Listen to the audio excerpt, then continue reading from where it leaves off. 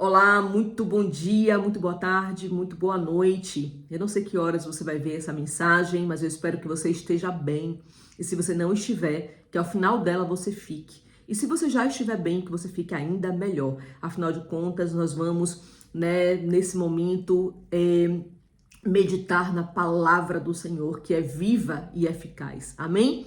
Mas antes de nós lermos a palavra de hoje, eu queria convidar você que ainda não é inscrito aqui no canal a se inscrever no canal, a curtir esse vídeo, a compartilhar esse vídeo, a comentar dando a sua opinião. Por que que eu tô pedindo isso, né? Porque nós sabemos que YouTube, Instagram, Facebook, todas as redes, da internet, elas trabalham com algoritmos. O que é que são esses algoritmos, né?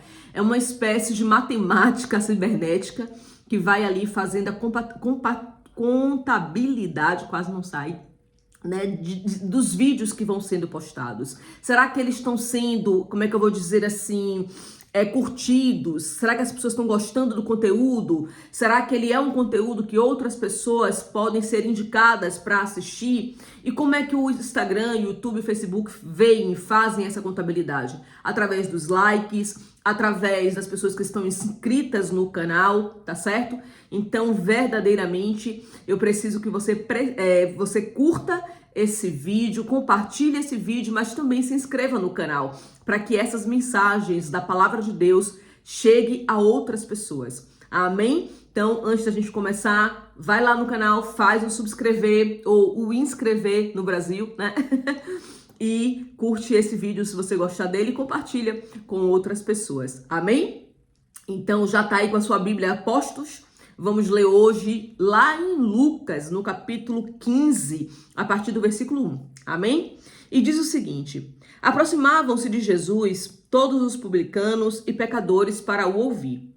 Os fariseus e os escribas murmuravam dizendo: este recebe pecadores e come com eles. Então Jesus contou-lhes uma parábola. Qual de vocês é o homem que, possuindo 100 ovelhas e perdendo uma delas, não deixa no deserto as 99 e vai em busca da que se perdeu, até encontrá-la? E quando a encontra, põe sobre os seus ombros, cheio de alegria. E indo para casa, reúne os amigos, os vizinhos, dizendo-lhes: alegrem-se comigo, porque já achei a minha ovelha perdida. Digo a vocês que assim haverá mais alegria no céu por um pecador que se arrepende do que por 99 justos que não necessitam de arrependimento. Vamos orar? Senhor Deus e Pai, entrego esse momento em tuas mãos, Senhor, pedindo para que o teu Espírito Santo ministre mais uma vez essa palavra que é tua, que é viva, que é eficaz, Pai, aos nossos corações. Eu sei, meu Pai, e muitos que estão assistindo também sabem que essa palavra é uma palavra já pregada por centenas, por milhares, de pastores, pregadores, missionários, mas, Senhor, a tua palavra, como ela própria nos alerta, ela é viva, viva e eficaz, capaz de separar juntas e medulas. Então, que mais uma vez o Senhor traga algo novo aos nossos corações, que o Senhor ministre verdadeiramente, Pai, algo novo nas nossas vidas, para que nós possamos ser renovados nesta hora. Senhor, eu peço, meu Deus, para que o Senhor tenha liberdade em mim, através de mim, e no coração de cada um daqueles que estão nos assistindo nesse momento, Pai. É o que eu te peço, Senhor, te louvando, glorificando e exaltando o teu nome, meu Pai, pedindo para que o Senhor ocupe o seu lugar, que é o lugar de rei em nosso meio. Em nome do Senhor Jesus. Amém e amém. Amém? Vamos lá? Essa palavra, como eu disse aqui na oração, é uma palavra muito conhecida. Muitas pessoas já pregaram sobre essa palavra. Acho que até eu mesmo já devo ter pregado sobre essa palavra. Mas algo que eu queria compartilhar com você sobre o tempo que nós estamos vivendo.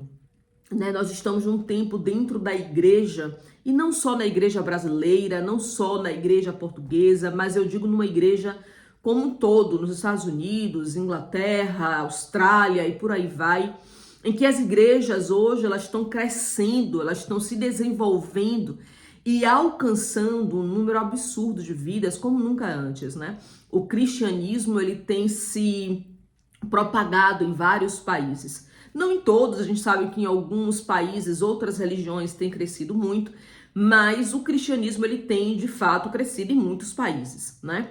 E a gente sabe também que com esse crescimento a igreja acaba por receber muita gente e nem todas as pessoas acabam por ser cuidadas dentro das igrejas, né? E a gente vai ver aqui quando os fariseus e os escribas vão confrontar Jesus sobre ele estar cuidando de publicanos e pecadores, né? A gente vai ver que Jesus ele vai dar uma resposta muito clara, muito simples, né? Quem de nós, quem de vocês, tendo, né, 99 ovelhas e perde uma, não vai buscá-la, ainda que precise deixar as 99 no deserto para ir buscar uma ovelha, né? E essa ovelha, quando ela é encontrada e quando ela é resgatada, haverá festa, né? E o próprio Jesus ele vai dizer que há festa no céu, né? Quando um justo se arrepende dos seus pecados, haverá alegria no céu, né? Então, a gente vê aqui o próprio Jesus nos dando um alerta para o cuidado com cada ovelha do rebanho de um pastor. Cada ovelha, né? Cada uma é importante, cada uma precisa ser cuidada. E aqui Jesus ele está falando de uma ovelha que se perdeu, ou seja, uma ovelha que faz parte do rebanho, uma ovelha que faz parte da família, uma ovelha que já é da congregação, né? Mas ainda assim ele dá um exemplo claro de que o pastor deixa as 99 para ir buscar essa única ovelha e haverá alegria no céu por causa de uma ovelha, de um pecador arrependido. O que significa dizer que essa pessoa, esse homem ou essa mulher, ela já fez parte da congregação, ela faz parte da igreja, mas ela nesse momento está perdida. E qual é o papel de um pastor? Ir buscar essa ovelha, porque ela precisa se arrepender das suas escolhas. É papel do pastor, ok? Eu vejo muitas igrejas, né, depositando essa função, essa missão para um irmão, para uma irmã, para um... Gente, eu entendo, né, que as igrejas estão crescendo absurdamente. Eu entendo que muitas igrejas estão perdendo o controle sobre quantos membros estão dentro do templo, quem é realmente membro, quem não é, quem está ali há muito tempo, quem não está, e fica difícil conseguir, né, administrar quem é de fato ovelha da casa ou visitante. Eu entendo isso, né, até porque eu venho de uma igreja que era muito grande, né, na época que eu era membro, lá muito antes de vir para Portugal, né? Em 2009, 10, a igreja já tinha 3.000 membros, fora visitantes, fora quem estava lá todo domingo, mas não assumia, né, como membro da igreja. Então, assim, é difícil para um pastor conseguir dar conta disso. Por isso é importante que as igrejas capacitem os seus membros, né, capacite o seu rebanho para assumir também essa capacidade de cuidar de vidas. E eu não tô falando de título não, gente, entenda, eu não tô falando de título, eu não tô falando de atestado de pastor, não é isso.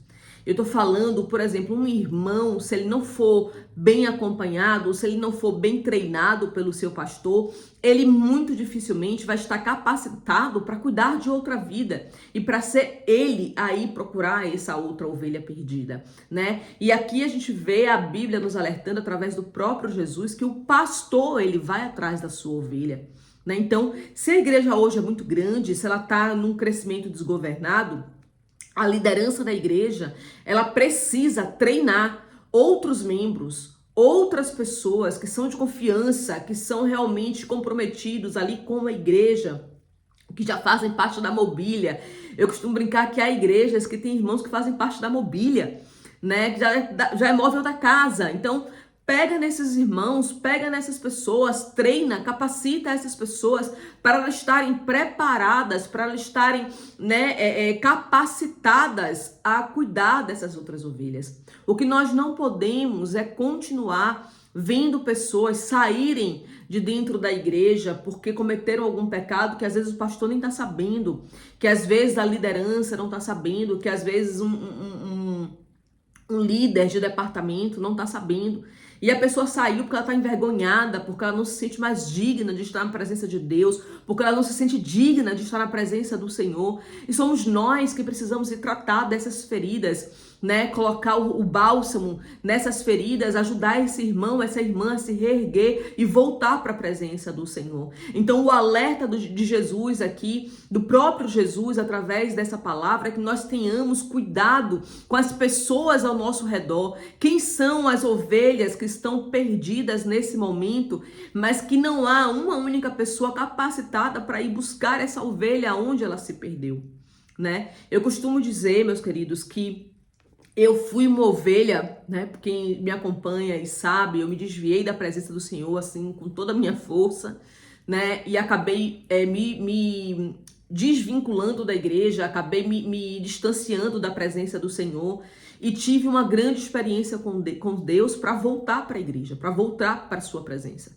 Mas não é assim com todo mundo, nem todo mundo vai ter essa experiência sobrenatural com Deus para voltar para a igreja. Muita gente vai precisar de que alguém vá lá bater na porta, na casa daquela pessoa, para perguntar se está tudo bem, para perguntar se pode ajudar, para perguntar se precisa de um abraço, para perguntar se precisa de uma oração, né? De mandar fazer uma ligação, como é que você tá, como é que estão as coisas, notei que você não está vindo na igreja.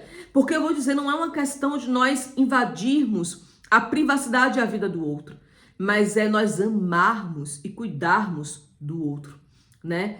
Quais são as ovelhas do rebanho hoje que estão desgarradas, que estão perdidas, porque não tem coragem de voltar para a igreja, não tem cara, como a gente costuma dizer, né? Não tem cara, depois de ter pecado, de voltar para a igreja, né? Muitas não vão ter coragem, não vão conseguir sozinhas. Então, que o Espírito Santo de Deus desperte a sua igreja, porque nós estamos no tempo da colheita, né? Claro que a volta de Jesus está muito próxima, né? Então que nós possamos verdadeiramente estarmos atentos, conectados com o Espírito Santo, para deixar que o Senhor nos use como seu instrumento para buscar pessoas que estão precisando se arrepender dos seus pecados, não só daquelas que se desviaram da presença do Senhor, mas daquelas que nunca tiveram lá, mas que se sentem indignas. Muitas pessoas não aceitam Jesus como Senhor e Salvador porque não se sentem dignas de serem aceitas por Ele. Mas o próprio Jesus diz que Ele veio para aqueles que são pecadores. O Senhor não veio para sãos, Ele veio para aqueles que são pecadores. Então você que está assistindo esse vídeo hoje, não se engane, Jesus não veio para aqueles que são perfeitos, estão bons, sãos e não necessitam da sua presença. Não, Ele veio para mim e para você, que somos pecadores, que precisamos da presença do Senhor, que precisamos todos os dias fazer uma autoanálise junto com o Espírito Santo e dizer, Senhor, eu preciso mesmo que o Senhor me ajude a mudar, me ajude a consertar aquilo que está errado na minha vida, aquilo que não está bom, aquilo que não agrada ao Senhor, me ajuda a renunciar, porque eu quero viver uma vida de santidade. Foi para esses, para quem quer mudar de vida, para quem quer ter um relacionamento íntimo e sincero com Deus, para verdadeiramente viver uma nova história com o Senhor. E eu costumo dizer o seguinte, muita gente pensa que fazer caridade é algo que lhe aproxima de Jesus. Não é.